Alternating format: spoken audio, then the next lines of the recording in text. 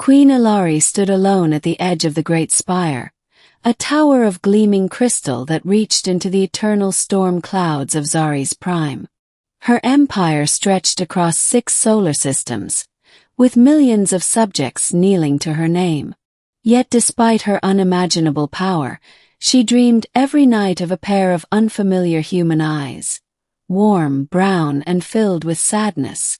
The dream always began the same way, a field of blue fire spreading across a dark alien sky, and a man calling her name, not her royal title, not Your Radiance, but a simple name, Alia, a name that stirred something deep within her.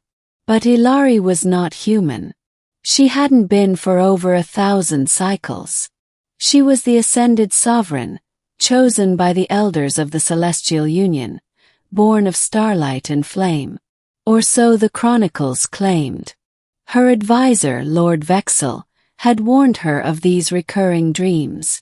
It is likely the result of neural stress, he said with a flick of his bifurcated tongue. You have been interfacing with the memory orbs too often, Your Radiance. Perhaps a detox is in order. But Ilari wasn't convinced.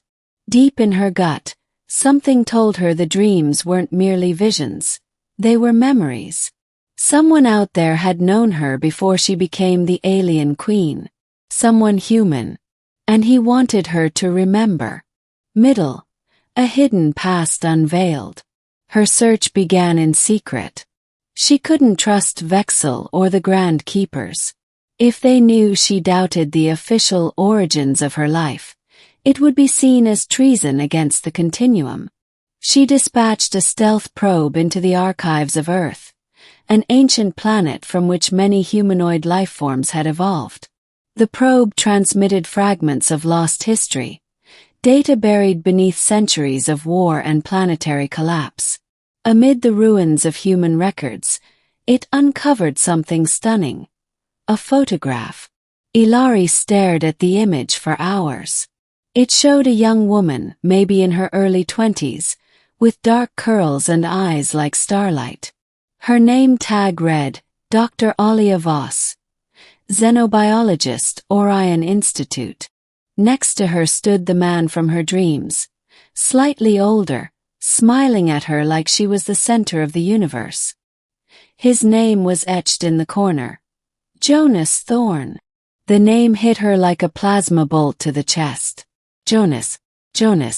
The man who called to her in dreams.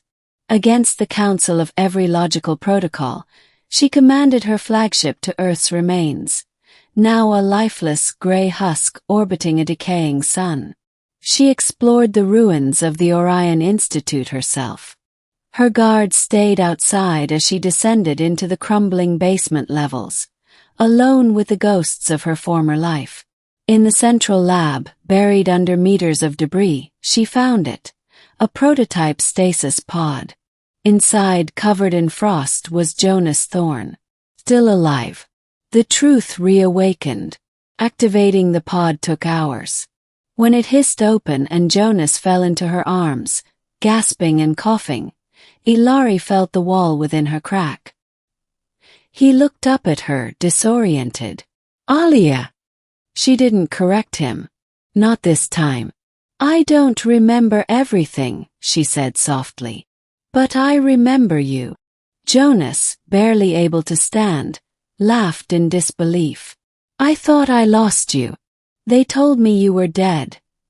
That the ship exploded during the test jump.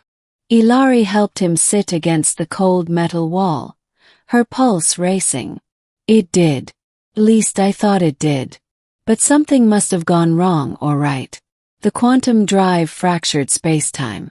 I woke up on Zari's prime. Not as Alia Voss, but as a goddess. Jonas looked at her, stunned. They made you one of them. She nodded. They told me I was born of the stars.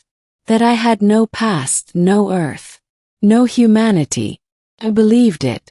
Until I started dreaming. He touched her face gently. Alia, we were in love. You were going to change the galaxy. You said that if humanity couldn't save itself, you'd find another way. You wanted to make peace with alien species, prove that we didn't need to dominate. Tears welled in her eyes. I remember fragments. I remember your voice. Your warmth. Then come back, he whispered. You don't have to stay this, Queen. Not if it means losing who you really are. But Ilari Alia knew it wasn't that simple. They won't let me leave. And if they find you, they'll destroy you. You are a relic of a past they buried for a reason. What are you going to do? He asked. I'm going to find the rest of my memories. And then I'm going to burn their lies to ash. Climax. The uprising of memory. She returned to Zari's prime under cover of darkness, concealing Jonas in a stealth chamber deep in the ship's hold. Vexel met her at the landing platform, all smiles and suspicion. You seem invigorated, your radiance, he hissed. Enlightened, she replied. I've remembered something important. She began her rebellion not with weapons, but with truth. The memory crystals at the Temple of Ascension were considered sacred, but Ilari hacked into the neural net that powered them, feeding her recovered Earth memories into the stream. Suddenly, across the Empire, the people saw her not as a deity, but as a woman. A human woman who had once walked a shattered world, who had loved and been loved, who had been lied to. Whispers spread across the star systems. The Queen was not divine. The Queen had once been mortal. The High Elders of the Celestial Union responded with fury.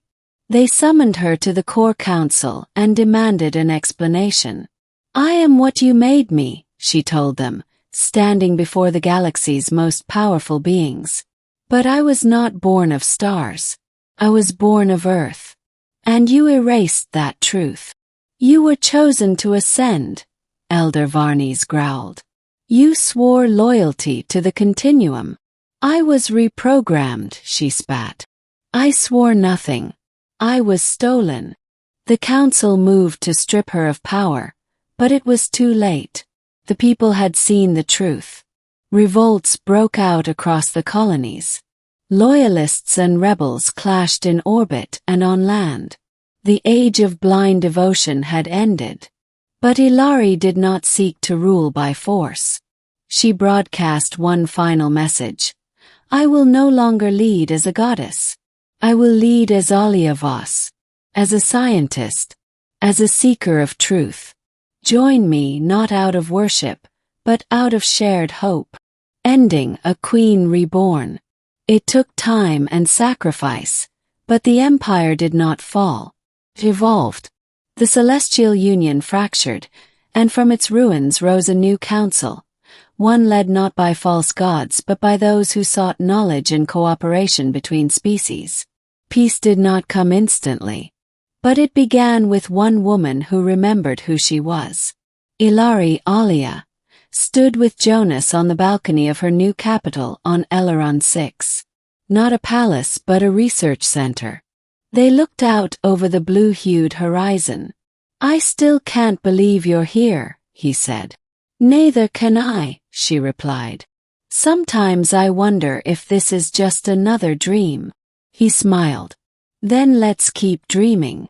She touched her temple, where the last of the memory encoding chip had been removed. No more dreams. Just life. And for the first time in over 1,000 cycles, the alien queen felt truly human again.